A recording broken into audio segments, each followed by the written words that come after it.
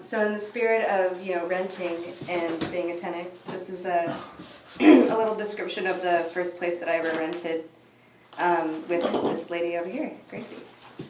It's called Door Marked Private, West Portal. I called the walls red, Gracie called them orange. The moldings were definitely white.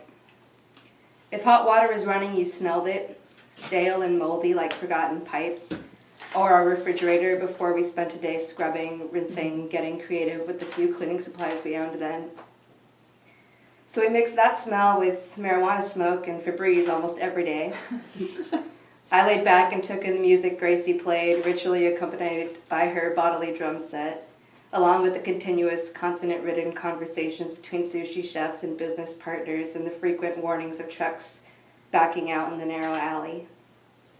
I looked over a few feet from my futon. Gracie was on her bed, grimacing from having smacked her thigh too hard. I nabbed the keys and took one step into the living room, 3 steps into the hall, 3 more to unlock the shower's bathroom. That shower didn't belong to me, but it didn't bother me either. With its unidentified guck along its edges, or the pliers that were replacing one of the shower knobs. The water was hot and at a good pressure level, so I just tried to keep my singing voice down while the store was open. And after midnight, as Shelby would ask of us. My legs took tense, wet steps back, and I adjusted the rent check between a magnet and Shelby's refrigerator so that it would be parallel to the lines of the refrigerator's shape. The tea kettle stuttered, and I turned it off before it could say anything else.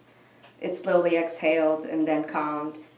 I brushed the counter free of onion shelling, swooping off the edge and into my spoon palm, which saw them to the compost. I went back into the room, and it was clear that the sun had moved much lower. Its light was seeping through cracks in the silver blinds, reflecting a red-orange glow. I directed the blinds to face upward while I told Gracie the water was ready. Following her to the kitchen, I asked if there was enough for 2. We were both reminded of a Friends episode, and we laughed while we chose a tea to drink. That was a great place.